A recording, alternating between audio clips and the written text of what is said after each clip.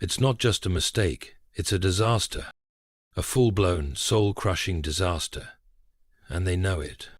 The narcissist who once strutted through your life like they were untouchable has now created a crisis they can't escape. They thought they could jump from one relationship to another, leave behind broken hearts, and still come out clean. But this time, it's different. This time, their recklessness has finally caught up with them. They are cornered by the very mess they made, and the panic is real. This isn't just about regret. This is divine correction. Because God doesn't let deception reign forever, what was done in the dark is now erupting into chaos, and the narcissist is losing control of everything they once tried to dominate. The false stability, the new relationship, the sense of superiority, all of it is collapsing, and they are stuck in the middle, watching the world they built on lies burn to the ground. But it gets worse, because in the silence of their disaster, they're remembering you. You, the one they discarded. You, the one who loved them with a pure heart, who prayed over them when they didn't even deserve your words. You, the one they thought they could replace. And now, as they sit in the ruins of their choices, they're longing for the very thing they threw away. But here's the truth. They can't get it back. Not now. Not this time. God's justice is unfolding. The door to your spirit has closed, not because of bitterness, but because of divine protection. And as they spiral into confusion, loss, and anxiety, one truth remains louder than ever. They created this disaster, and now, by the hand of God, they are being made to live in it. They thought they were in control until their disaster became God's judgment. They thought they were in control, thought they could walk into your life, extract your love, your time, your prayers, and your soul, then toss it all aside like it was just another chapter in their never-ending story of self-worship. The narcissist always believes they are the exception to every law, even the spiritual ones. In their mind, they can deceive without consequence, betray without guilt, and move on without looking back. But they were wrong, terribly wrong, and now they're discovering the terrifying truth. God may allow them to build their own disaster, but He will also make sure they live in it. You weren't just some relationship they fumbled. You were a safe place, a God-given assignment, someone sent into their life to interrupt their patterns and reflect a version of love they never earned. You brought a peace they couldn't replicate, a loyalty they weren't used to, and a truth they didn't want to face.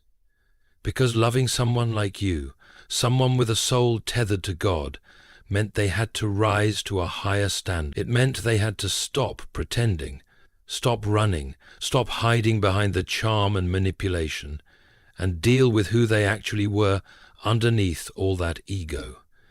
But narcissists don't confront, they avoid, they escape, they sabotage. And that's exactly what they did. Not because you were too much, but because you were too real. So they ran into something new, something that looked easier, less demanding, more exciting. They chased the thrill of the unknown, a new face, a new bed, a new stage to perform on. And for a moment, it worked. They convinced themselves they were right, that they had upgraded, that they had found someone better. But it didn't last. Because lust is loud, but it doesn't last. Illusion is addictive, but it always fades. And when the high wore off, what they found wasn't peace. It was a prison. Now they're stuck, trapped in a life they chose in rebellion. Maybe with someone who's already pregnant, maybe with financial burdens they didn't prepare for, maybe with guilt, shame, spiritual weight, and a level of emotional chaos they never anticipated. The very thing they ran to has now turned on them.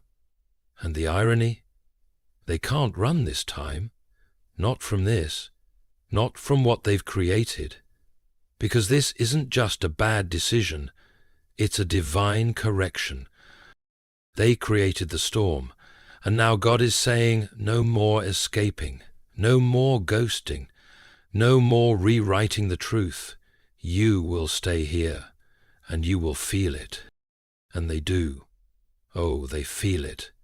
The anxiety, the migraines, the rage that doesn't make sense, the way their spirit is restless even in silence, the way sleep no longer brings peace, and joy never seems to last. That's what conviction looks like when you've broken something God gave you. That's what judgment feels like when you've been touched by grace and spit in its face. And worst of all, the disaster is only beginning, because the more they try to fix it in their own strength, the more tangled it becomes. The more they try to fake happiness, the more emptiness consumes them. And now, they're haunted by one terrifying realization.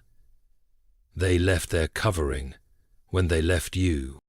You were their lifeline, not because you were perfect, but because you carried God's presence into the relationship. You fought for them in prayer. You saw the good in them when others saw a facade. You endured what most would have walked away from. You forgave what should have broken you, but they didn't honor that. They used it, exploited it, took it for granted, and now, standing in the ruins of their rebellion, they see it not just what they lost, but who they lost. And they're starting to understand the full weight of the damage they caused, not to just you, but to themselves. Because when God gives you something holy, and you treat it like it's common, there is always a price. Always. And now, their carefully constructed kingdom is falling. Not all at once, but piece by piece, quietly, privately, tragically. And there is no one left to blame, no one left to distract them, no one left to fix it. This is between them and God. The reckoning they thought would never come has arrived, and it is unfolding slowly, deliberately, with holy precision. They once thought they were in control, but now they know the truth. They were never in control at all. And as they sit in the wreckage of their own making, it won't be your name they cry out to. It'll be God's. But this time, the silence will be deafening. Now they're drowning in consequences, and there's no one left to save them. When you build your future on deception, eventually the foundation cracks. The narcissists thought they could escape the weight of their actions. They assumed the pain they caused wouldn't follow them, that what they did in the shadows would never echo in the daylight. But sin always leaves a stain, and the consequences always arrive. Even if they take their time, the very person who once smirked at your silence, who walked away from your love like it was disposable, is now waking up in a reality that feels more like a sentence than a second chance. At first, they tried to act like everything was fine, that life was still under their control. They posted the smiles, they flaunted the new love, they told themselves they had made the right choice. But in the quiet, something shifted. The weight started pressing in, the migraines, the anxiety, the restlessness. It crept in like a thief in the night, and what was once excitement has now turned into exhaustion. The very life they were chasing has become a burden too heavy to carry. The finances are strained, the relationship is brittle, the thrill is gone, and all that remains is pressure from within and above. This isn't random chaos, this is spiritual cause and effect. You can't mock God's order and expect peace. What they are experiencing now isn't just heartbreak or regret, it's divine accountability. The world may call it bad luck, their friends may call it stress, but you recognize it for what it is. Consequences from heaven. Not because God is cruel, but because He is just. When someone mishandles His chosen, when someone damages a heart covered in prayer, when someone abuses what was sent from heaven to heal them, there will always be a response.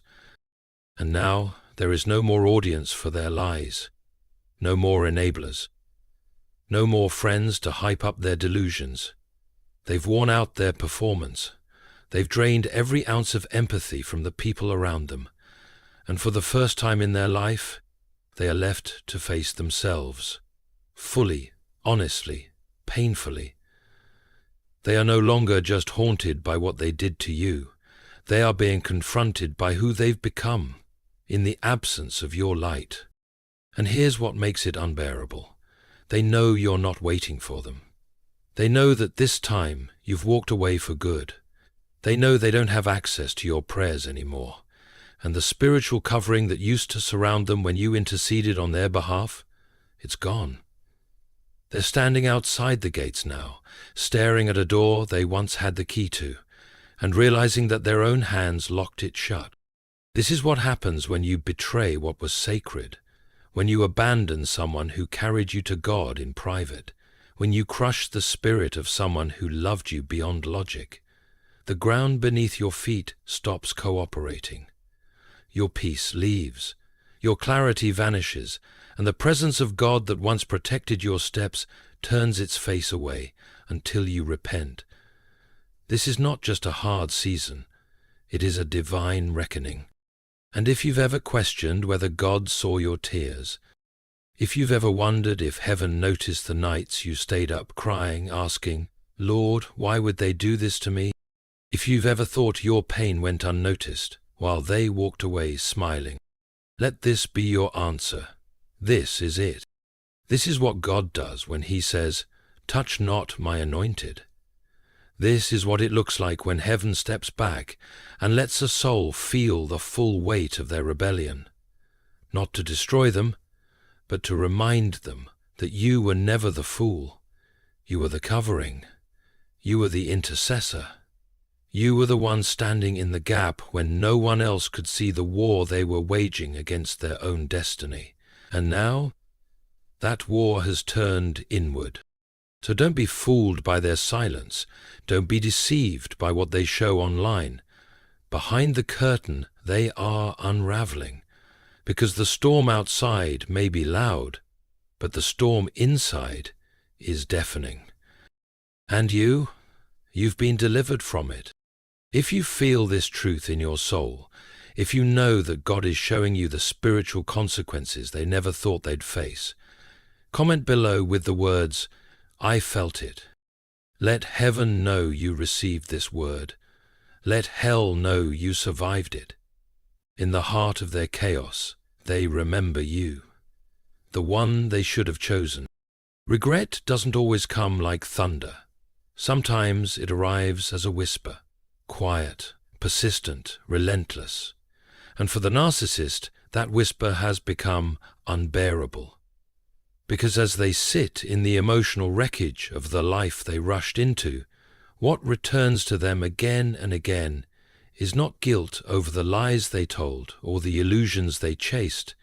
It's the memory of you. Not just who you were, but who you were to them. They remember the way you saw them, not through the lens of their image, but through the eyes of grace. You knew their wounds, you saw the brokenness behind the pride, and instead of judging it, you loved them through it. Where others demanded, you offered.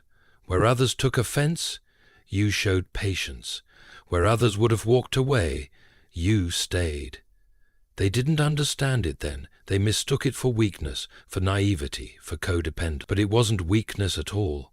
It was strength. God breathed, heaven sent strength.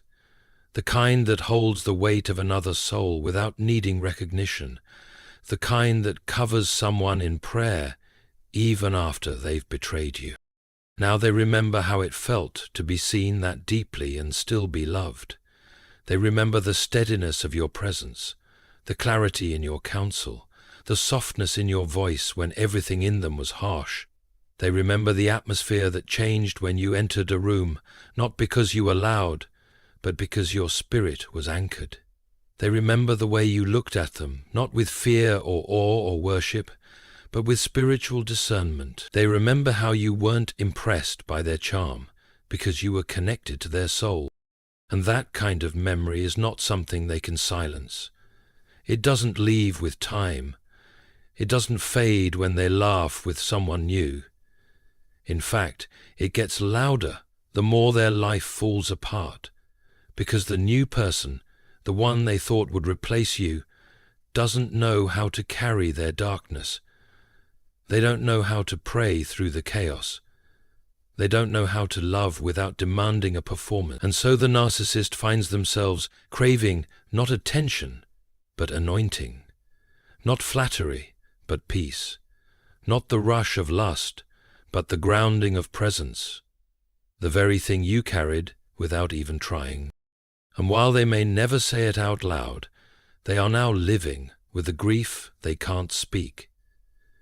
It's the kind of grief that only shows up when you realize you pushed away your lifeline. It's the grief of knowing you had something holy and didn't treat it with reverence. It's the ache that comes not from being abandoned, but from knowing you were the one who walked away from the person God sent to protect you from yourself. There's no undoing that kind of mistake. They can try to recreate what they had with you, but it will never be the same, because you didn't just bring love, you brought a covering. You didn't just offer affection, you brought spiritual shelter. And now that it's gone, they're standing out in the storm with no umbrella, no anchor, and no voice left to pray for them. What they thought was ordinary, they now recognize was sacred.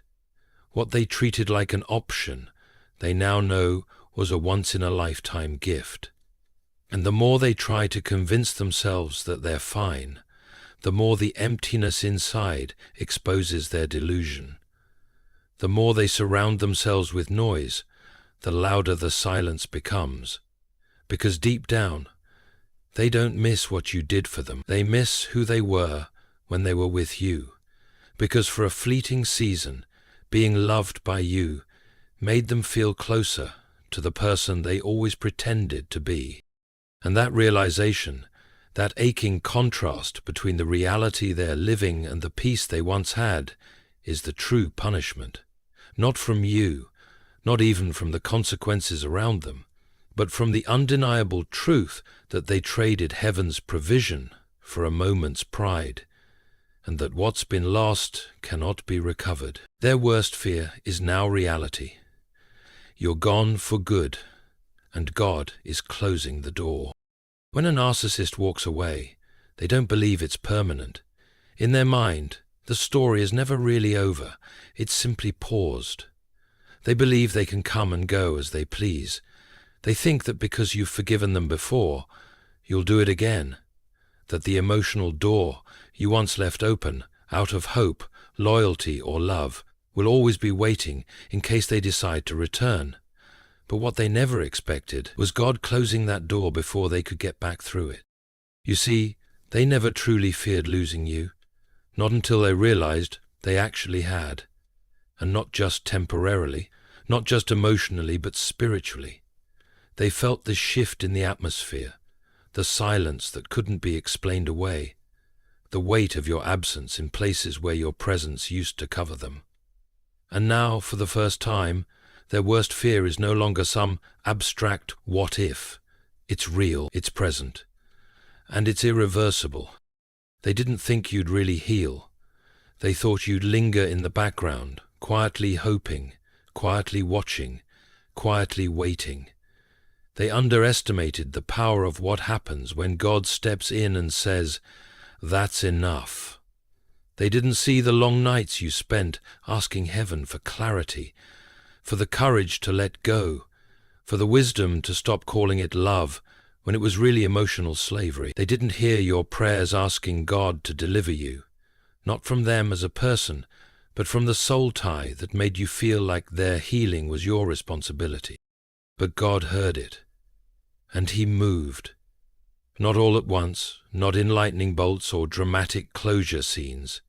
He moved in the stillness, in the tearing away, in the quiet revelation that sometimes the most merciful thing God can do is not bring the person back. And as you began to trust that maybe the separation was sacred, not cruel, your heart changed. Not just your feelings, your capacity, your discernment, your spiritual immune system. your understanding of what love is supposed to feel like when it's healthy, whole, and holy. And now the version of you they knew no longer exists. The version who tolerated crumbs because she saw the broken boy behind the mask. The version who believed that if she just prayed hard enough, fasted long enough, gave patiently enough, he would transform. The version who absorbed emotional whiplash and spiritual depletion because maybe this is what love requires. She's gone. She died in the wilderness, and in her place stands a woman who is no longer surviving the storm, but walking in resurrection power. That's what they feel now. They feel the loss of something they didn't understand when they had it. Not just romantic loss, covenantal loss. The loss of divine covering, of spiritual favor, of that unexplainable peace that only ever seemed to follow them when you were near. And no matter how many photos they post, how many smiles they stage, how many new partners they cycle through, they feel it, a gap that can't be filled, a silence that won't be drowned out, a closed door, not guarded by pride or bitterness, but by God Himself. It's torment, not the kind that screams, but the kind that lingers, the kind that visits at night, the kind that makes their chest heavy when they think of how easily they walked away, because now they see that you didn't just love them, you carried them. You prayed over them when they weren't even speaking to you. You warred in the spirit for them when they didn't even believe in the battle. You whispered heaven over a life that mocked your faith in public, but survived because of it in private. And now, you're no longer available for that assignment. That's what terrifies them most, not your absence, but your elevation, that they'll never again be close to the person you've become, that someone else will get the healed version of you, the grounded version, the joy-filled, aligned, anointed, favored version, that another man, one who seeks God, will inherit the part of your soul they thought belonged to them forever. And the realization of that loss is shattering. They're watching from a distance, and they feel it. In your photos, in your smile, in your peace, they feel the door has closed. They know it's not a phase. It's not anger. It's not manipulation. It's final. And no one closed it but God. This is not the silence of rejection. It is the silence of completion. The kind of silence that follows a finished work. You don't owe them an explanation. You don't need to revisit the pain. Because God saw everything. The gaslighting, the mind games, the emotional exile, the soul-deep exhaustion, and He answered, not with revenge, not with drama, but with removal. The narcissist thought they could return whenever they felt lonely. But God's protection won't allow access where destruction once entered. There are some doors that can't be reopened, not because you hold a grudge, but because God holds your future, and where He's taking you, they can't come. The grief they feel now is not over what you were. It's over what they could have become if they had stayed, if they had honored the love that carried the fingerprints of heaven. But now they'll never know, because grace has a boundary, mercy has a limit, and holy ground cannot be re-entered once it's been defiled without repentance. And they never repented. The ending they never saw coming was the one they wrote themselves. There's a strange kind of silence that settles in after the damage is done. Not the kind that brings peace, but the kind that echoes every mistake back into the soul that made it. That's where the narcissist is now, not in denial, not in delusion, but in the stillness of divine consequence. For all the games they played, for all the spinning of half-truths and empty justifications, they never saw this ending coming. They never imagined that the one person who carried them, covered them, and forgave them beyond measure would one day become completely unreachable. But it wasn't sudden. It wasn't cruel. It was written not by you, but by their own hands, one selfish choice at a time. They wrote this ending when they chose pride over humility. They wrote it when they silenced your discernment and followed their impulses instead. They wrote it when they looked you in the eyes, knew they were safe, and still walked away. And now they are left with the life they built, not the one they fantasized about, but the one they actually constructed, brick by brick, with arrogance, entitlement, and spiritual blindness. At first it may have looked like freedom, a clean break, a fresh start, but freedom without wisdom is chaos in disguise.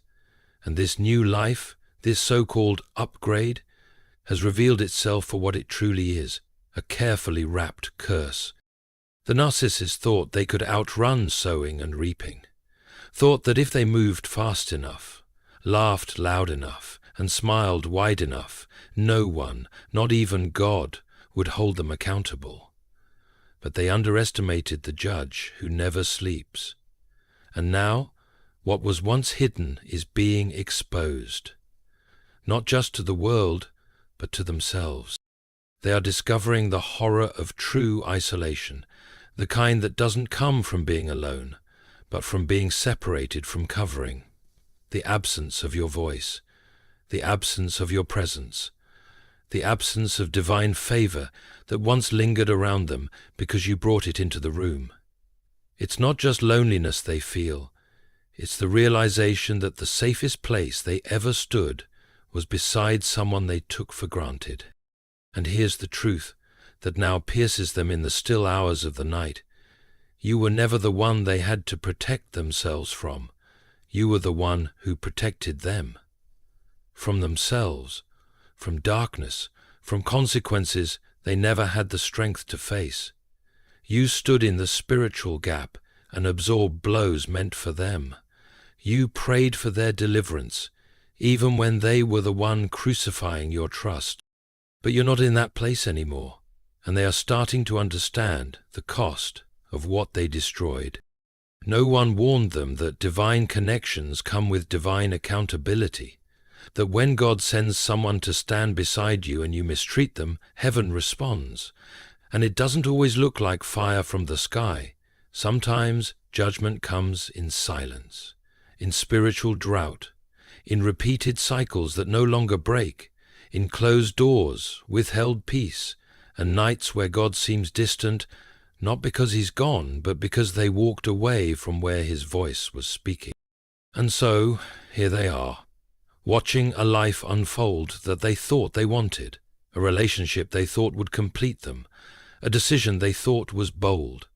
But now that the thrill is gone and the emotional fog has cleared, they see it for what it is, an ending they never expected, but fully deserve. A mirror reflection of every warning they ignored, every grace they trampled, and every act of self-destruction they disguised as empowerment. They've become the author of their own downfall. The pen was always in their hand. You were the chapter they refused to read with reverence. And now the book is closed. Not by you, but by God. This is what the end looks like when someone plays with covenant. Not fire, not lightning, not revenge, but removal, complete and final. The removal of peace, the removal of favor, the removal of the very presence that once made them feel invincible. And in that absence, they're left to wrestle with a question they can no longer avoid. What would my life look like right now if I had just honored what God gave me? But the answer no longer matters, because time has moved forward. And so have you. You've outgrown the storm, the silence, and the cycle. And as you step into your healing, know this: your journey is holy. If this message spoke to something deep within you, and you'd like to help keep this space alive for others who still need it, your quiet support is deeply appreciated. No pressure, just presence, just grace. Thank you for being part of something bigger, something sacred. Your light matters more than you know, and someone, somewhere, still needs to hear it shine. You're not just surviving, you're leading